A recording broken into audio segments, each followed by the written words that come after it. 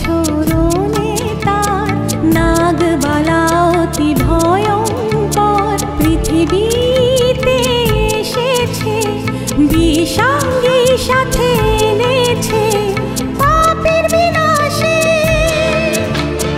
করে হুঙ্কার ছে পাপের বিনাশে করে হুঙ্কার ছে।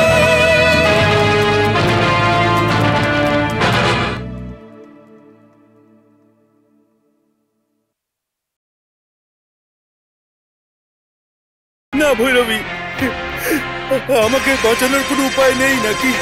আছে। সেটা কি? তোমার মৃত্যু। আমাকে মেরো না।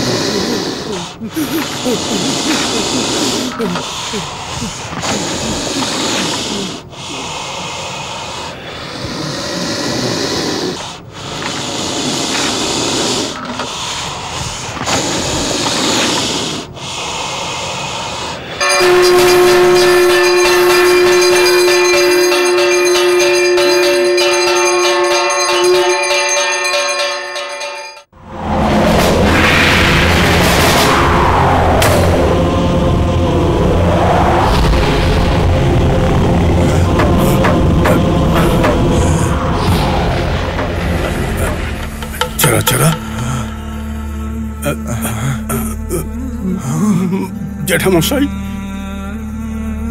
চলা চলা। আমি ওর মৃত্যুর জন্য তাই আমি ওকে খুব জোরে বকে দিয়েছিলাম। চলা চলা।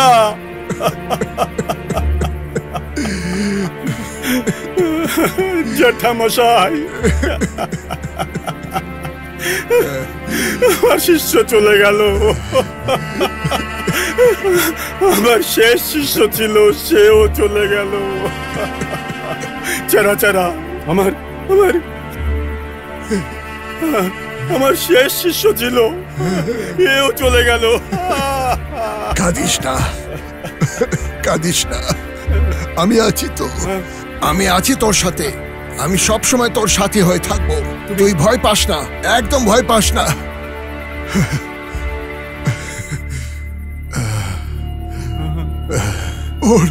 ওর রক্ষা কবচকে আমি জ্বালিয়েছিলাম। ওর ওর ওর মৃত্যু তাই আমি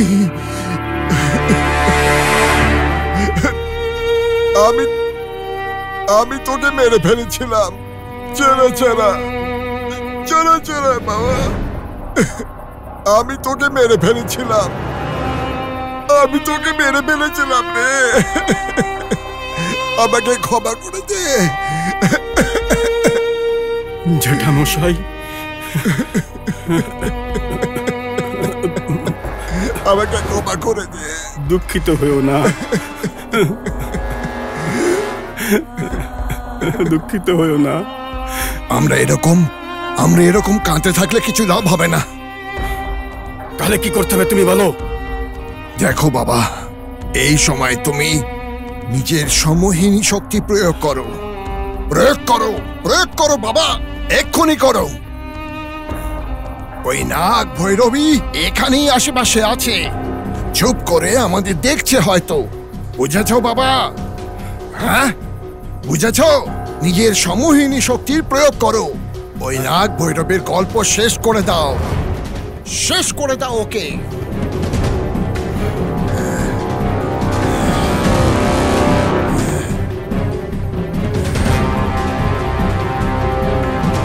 নাগ ভৈরবী, আকস্যা আকস্যা আবহায়া, আকস্যা আকস্যা।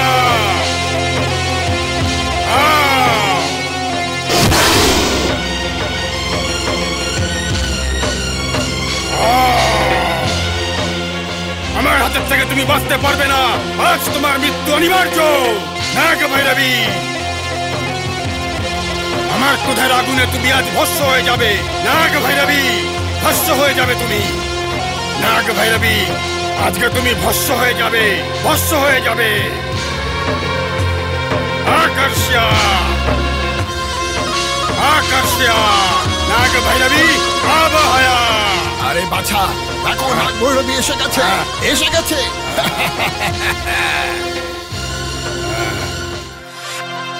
এসে গেছো তুমি নাগ ভৈরবী।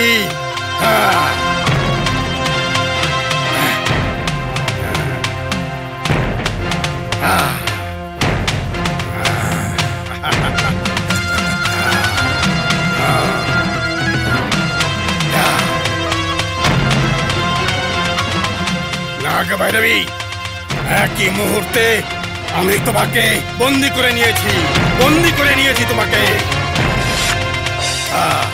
নাগ ভৈরবী, নাগ ভৈরবী, আমি তোমাকে বন্দি করে নিয়েছি।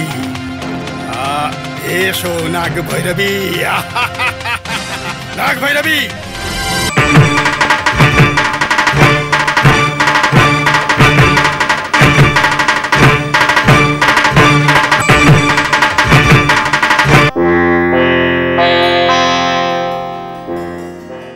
600 বছর আগে এই মন্দির প্রতিষ্ঠা হয়। নিজামের সময় এটা হয়েছিল। জয়ালক্ষ্মী নামে একজন মহান মাতা নিজের ছেলেকে এই মন্দির প্রদান করেন। ওনার বড় ছেলে নারায়ণ স্বামী, তিনি স্বপ্ন পেয়েছিলেন যে নারায়ণ স্বামী এই মন্দিরে সেবা করবেন। পুরো 11 বছর পরে নারায়ণ স্বামী অদৃশ্য হয়ে যান। সে এই দেবালয়ের মধ্যে মন্দিরের গর্ভগৃহতে সর্পদেবতার রূপে থাকতে শুরু করেন। জয়ালক্ষ্মী মাতা এই মন্দিরকে যথাসম্ভবভাবে দেখাশুনো করতেন আর সর্প সমাধি রূপে নাগ দেবতার রূপ নিয়ে ভক্তদের রক্ষা করতেন।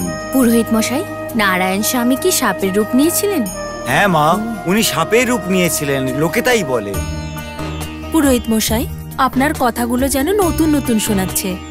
আমরা ঠিক জানি না আপনার কথায় কতটা সত্যি রয়েছে, কিন্তু আপনার কথা শুনে খুব আশ্চর্য লাগছে। শুধু আপনারাই নন মা, এই গল্প যারাই শোনে তারাই আশ্চর্য হয়ে যায়।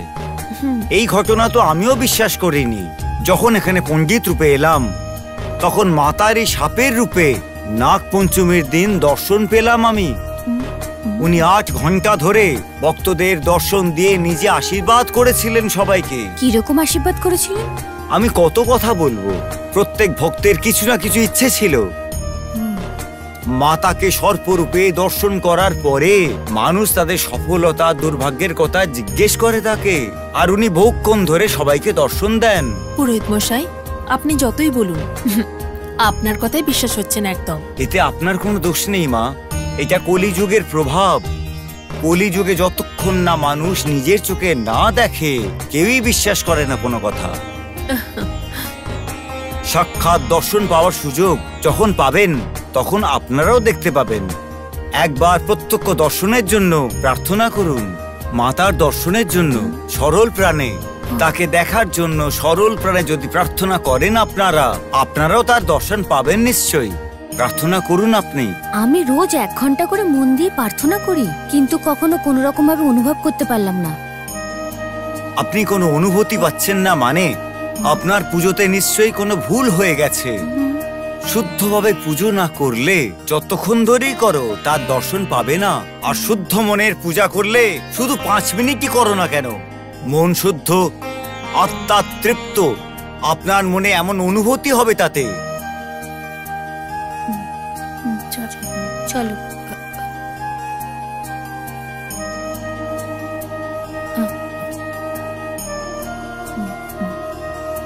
বৌদি, পুরোহিত মশাই একদম সঠিক বলেছেন। পুরোহিত মশাই, আপনি যা বলছেন একদম সঠিক বলছেন। আমার বৌদি পুজো করার সময় বাচ্চাদেরকে স্টোভ অন অফ করার ইনস্ট্রাকশন দেন। যদি দাদা ভাই এসে যায় তখন বলেন, তুমি একটু দাঁড়াও, আমি তোমাকে খাবার দিয়ে দিচ্ছি। তুমিও না বৌদি, কি যে বলো। আমি কি বললাম তোমায়? 1 ঘন্টা ধরে পুজোর সমস্ত বইপত্র পড়ে নেওয়াটাই সবকিছু নয়। অন্তত পক্ষে 1 মিনিট, 1 মিনিটে ভক্তিতে শ্রদ্ধাতে ভগবান সন্তুষ্ট হন।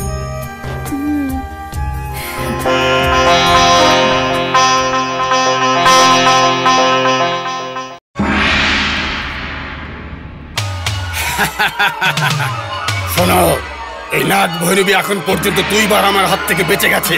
অনেক কষ্টে একে আমি বন্দি করেছি, সঙ্গে সঙ্গে একে আগুনে পুড়িয়ে মারতে চেয়েছিলাম, কিন্তু তোমার একটা কথা আমার মনে পড়ে গেছে। 2 দিন পর্যন্ত আমি একে বন্দি করে রাখবো, আর ততক্ষণের দায়িত্ব তোমাকে নিতে হবে। আপনি নিশ্চিন্ত থাকুন দাদা, একে 2 দিন বন্দি রাখার পর পূর্ণিমার দিন একে বলি দেওয়া আমার দায়িত্ব।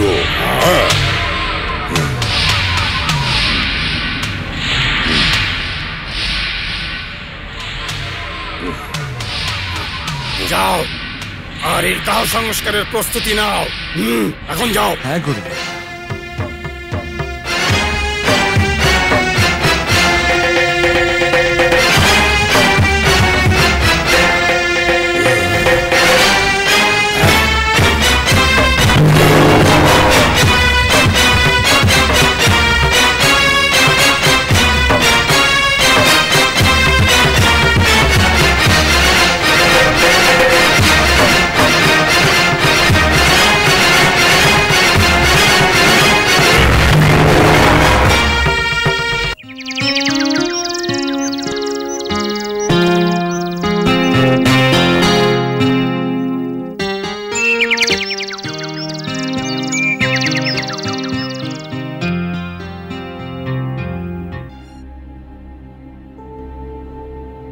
লক্ষ্মী, হ্যাঁ 1 মিনিট। কি হলো দিদি? মনে আছে না যেটা আমি বলেছিলাম দিদিকে বলবে না যে সোনি মাঝ রাতে বাইরে গেছিল, জানলে উনি খুবই কষ্ট পাবে। ঠিক আছে দিদি, আমিও কাউকে বলবো না, তুমিও কাউকে বলবে না। ঠিক আছে, চলো।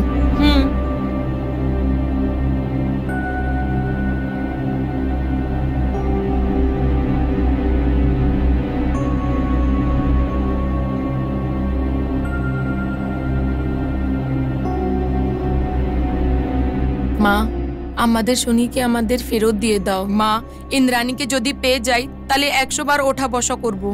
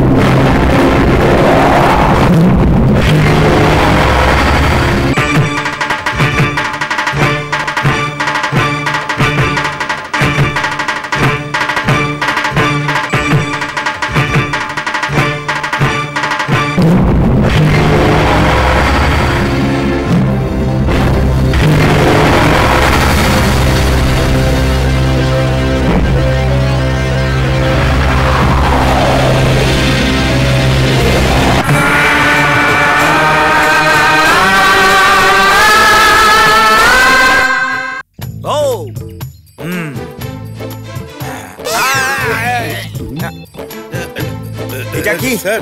একটা ডাউট ছিল, এগুলো সব আপনি মন্ত্র প্রয়োগ করলে আমাদের কি হবে? মন্ত্র? যদি ও তন্ত্রের প্রয়োগ করে তাহলে? তন্ত্র? এই, আমি কে বলো? I am from investigation department, বুঝতে পারলে? Yes, sir. আমি ইন্সপেক্টর, তাই না? Yes, sir. That's correct. দেখো চালারা, ও মন্ত্র করুক কিংবা তন্ত্র করুক, মন্ত্র সঙ্গে তন্ত্র করুক বা তন্ত্রের সঙ্গে মন্ত্র করুক, বুঝতে পারলে না? Yes, sir.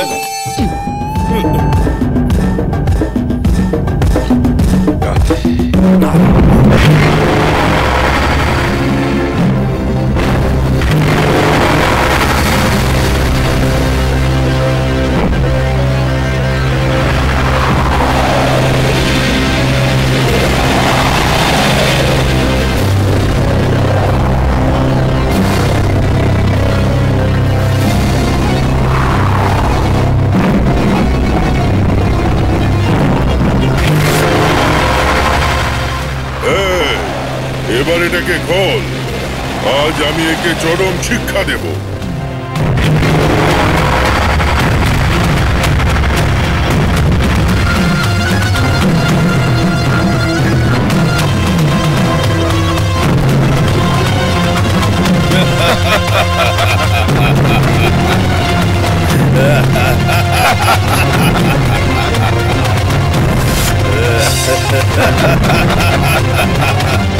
नाग भैरवी।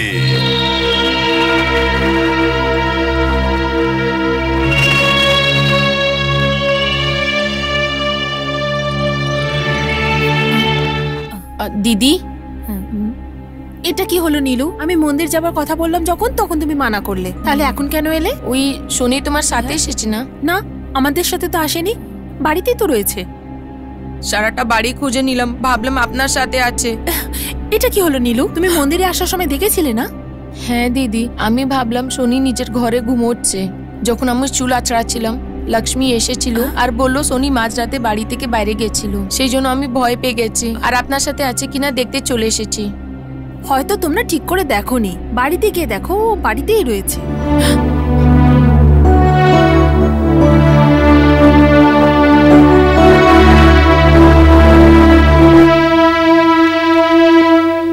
দিদি, সত্যি পুরো বাড়ি খুঁজে নিলাম, সব জায়গা দেখলাম, শনি কোথাও নেই। মাঝরাতে শনিকে বাড়ি থেকে বাইরে যেতে লক্ষ্মী দেখেছে। দিব্যি খেয়ে বলছি দিদি, আমি নিজে ইন্দ্রাণীকে বাড়ি থেকে বাইরে যেতে দেখেছি। টিপ পরে, চুল খোলে, এদিক ওইদিক দেখতে দেখতে বাইরে যাচ্ছিল। লক্ষ্মী, তুমি কি পাগল হয়ে গেছো? যা খুশি ইচ্ছা বলছো। আমি সত্যি বলছি দিদি, বিশ্বাস করুন। এই কথাটা তুমি সকালবেলা কেন বলোনি? চুপ কেন লক্ষ্মী, বলো এই কথাটা সকালে কেন বলনি? ক্ষমা করে দিন দিদি, আমি ভাবলাম আমি ঘুমের ঘরে ঠিক করে দেখতে পাইনি। আরে বৌদি, এসব কি হচ্ছে? আমরা যখন থেকে এখানে এসেছি তখন থেকে সোনির ব্যাপারে কিছু না কিছু হয়েই চলেছে। মনে হয় সোনি কোনো বিপদে রয়েছে। ওকে আমরা কি করে বাঁচাবো? বৌদি, তুমি ভয় পেও না, সোনির কিচ্ছু হবে না, চিন্তা করো না বৌদি। দিদি, আপনি কাঁদবেন না, শান্ত হয়ে যান। সোনি যেখানেই হোক না কেন, আমাদের নাগ দেবী তাকে বাঁচাবে। প্লিজ দিদি, কাঁদবেন না। কেঁদো না বৌদি, কেঁদো না। নাগ ভৈরবী, পূর্ণিমার দিন আমি তোকে শেষ করে দেব, তোকে বিনাশ করব।